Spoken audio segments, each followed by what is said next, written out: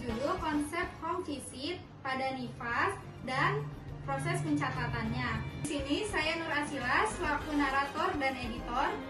Dan saya Natasha Mutiara sebagai asisten bidan. Saya Putri Puspa Anggini sebagai bidan. Saya Sri Wulandari sebagai Nyonya A atau Ibu Nifas. Saya Tasya Nanda Sumarna sebagai suami atau Pak Budi. Saya Ndal Marisa sebagai Mbak Aina. Saya Bunga Helawati sebagai orang tua dari Ibu Nifas. Selamat menyaksikan! Assalamualaikum Ibu. Waalaikumsalam. Saya bidan putri yang bertugas hari ini. Saya tahu di sini ada Ibu Nifas, Bu. Saya akan melakukan kunjungan ya, Bu. Kalau boleh tahu untuk pasiennya ada di mana ya, Bu? Ada di dalam anak saya, silakan ke dalamnya. Oke. Bapak punten, Ya, bidan. Ibu. Saya bidan putri sama asisten saya bidan Nata yang akan melakukan kunjungan pertama ini ya, Bu. Oh, baik-baik. Ayo, silakan Bu Bidan. Ibu, jadi ini kunjungan pertama ya, Bu. Setelah Ibu melahirkan 6 jam tadi. Di sini saya akan dibantu oleh rekan saya, akan memeriksa TFU Ibu, akan memeriksa perdarahan dan juga akan memberikan arahan untuk cara menyusui yang baik dan benar ya, Bu. Baik Bu Bidan. Ayo, silakan Bu Bidan. Baik Ibu, saya akan bantu untuk pengecekan TFU. Posisinya berbaring ya Bu, kakinya lurus ya Bu. Oke, ukuran TFU-nya normal, 3 jari di atas pusat. Baik Ibu, kalau misalkan 3 jari di atas pusat itu normal ya. Nanti sejalannya waktu per hari nanti itu akan menyusut sendiri.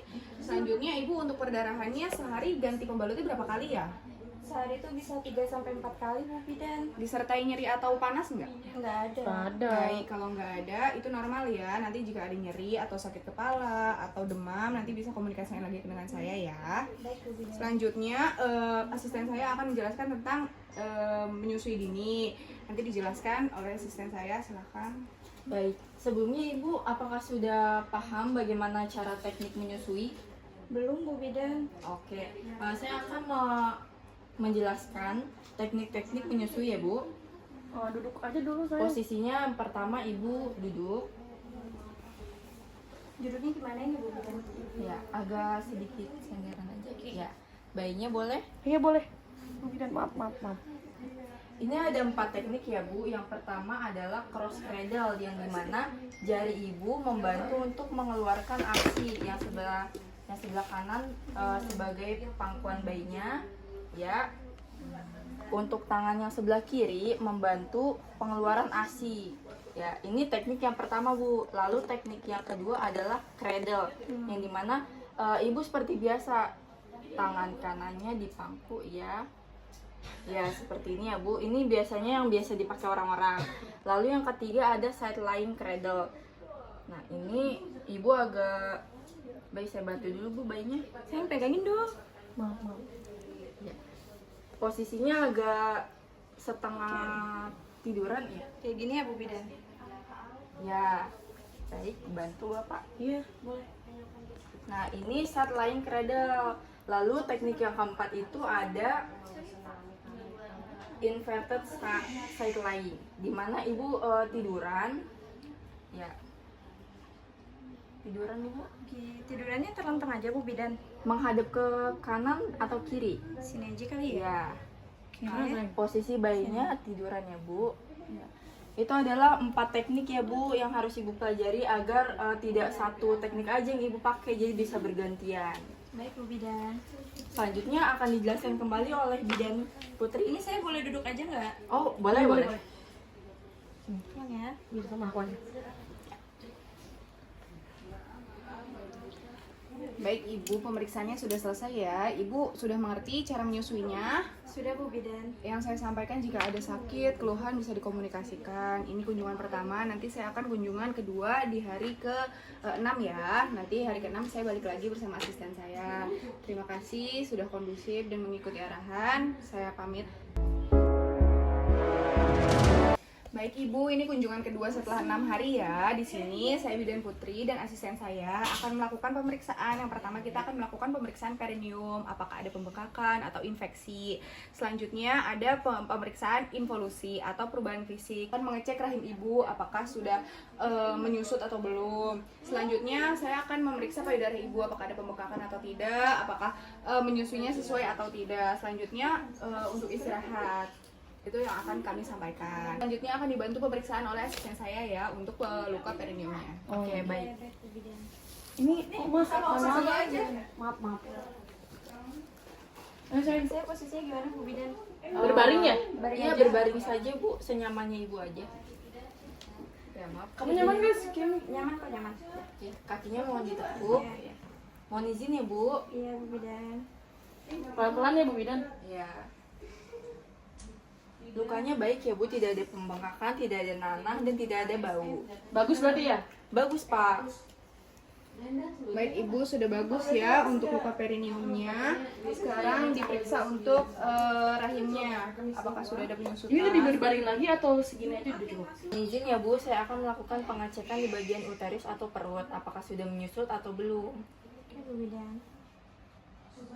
Uterusnya bagus Bu Bidan, sudah mulai menyusut.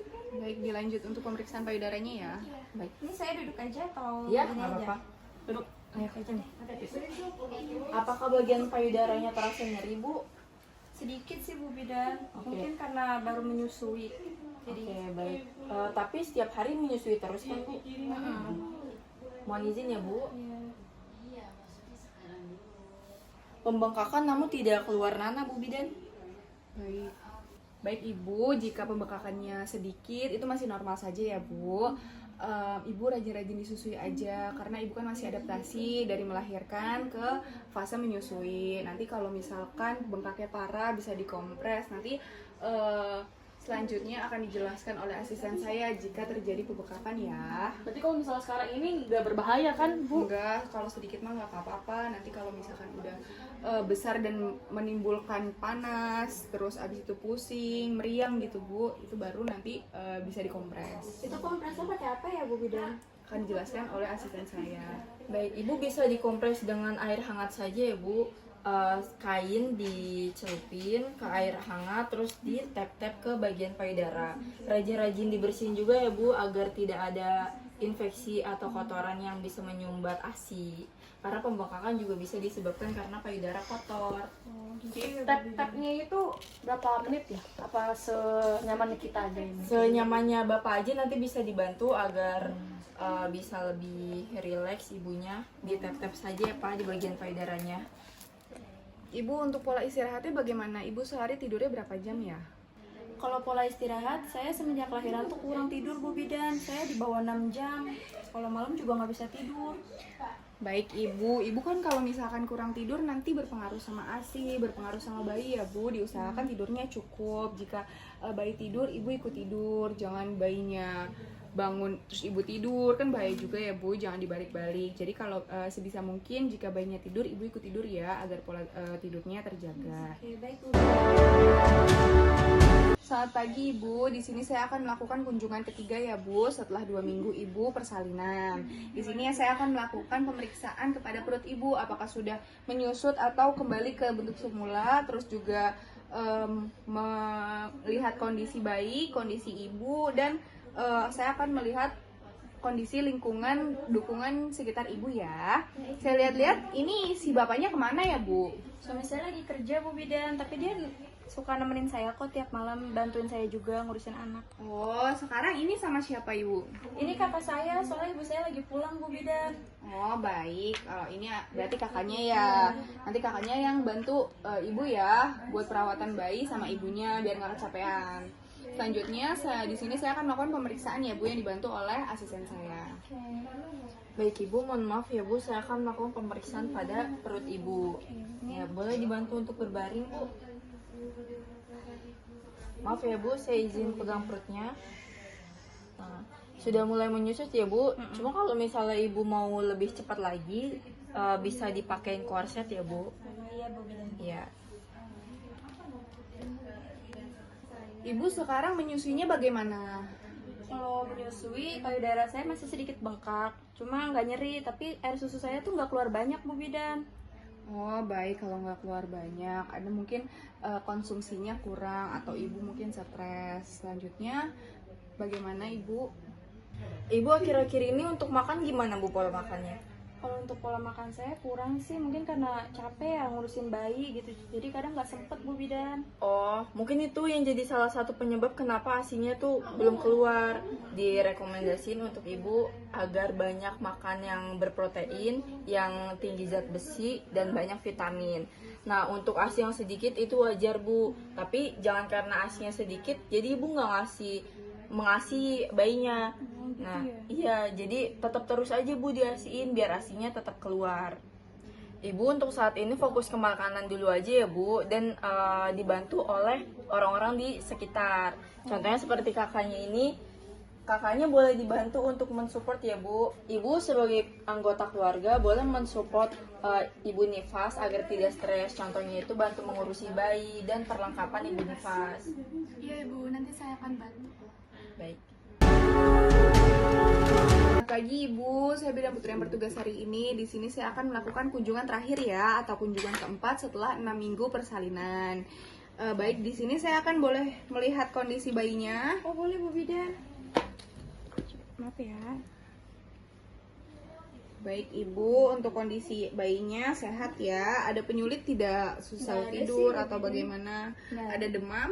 Nggak ada, Bu Bidan. Untuk ibunya ada demam. Kalau saya sendiri nggak ada sih. Untuk menyusuinya bagaimana? Udah baik? Kalau untuk menyusui udah lancar sih, Bu Bidan. Baik, tidak ada penyulit apapun ya, berarti Iya. normal semuanya.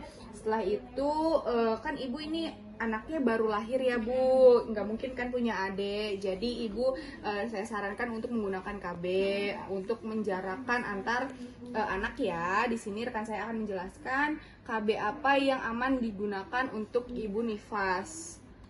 Baik, Ibu kan sebelumnya sudah tahu ya apa itu definisi KB.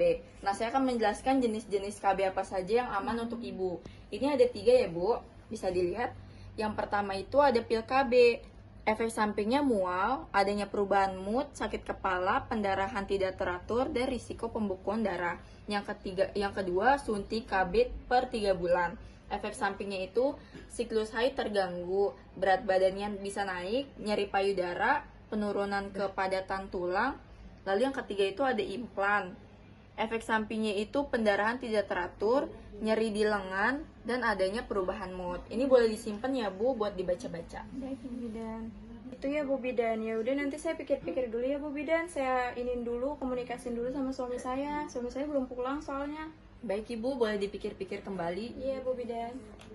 Ibu, ini bayinya ya, sudah saya cek semuanya dalam batas normal, tidak terjadi apa-apa. Selanjutnya Ibu kan ini kita kunjungan terakhir ya Bu, jadi kita udah nggak ada kunjungan ke rumah lagi.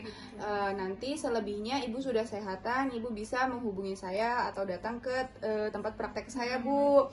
Nah, nanti ini Ibu saya daftarkan ke posyandu terdekat. Nanti untuk imunisasi, untuk pemberian vitamin, Ibu bisa menghubungi kader setempat ya Bu. Udah pasti saya daftarkan.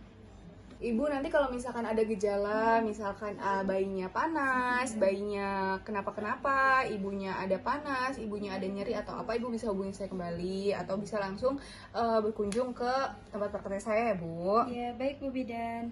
Baik Ibu, ada yang ingin ditanyakan lagi nggak? Nggak ada sih Bu Bidan. Baik, jika semuanya normal, Ibu bisa lanjut untuk mengurusnya ya Bu, menyusui dengan baik, konsumsi dengan baik, dan juga support dari keluarga ya. Baik, saya Bidan Putri dan rekan saya Natasha. Pamit undur diri ya. Nanti jika ada apa-apa bisa hubungi saya kembali. Terima kasih ya Bu Bidan. Sama Ibu, sehat-sehat ya. Terima kasih, terima kasih. Ibu. Assalamualaikum. Oke. Anterin keluar ya. Udah.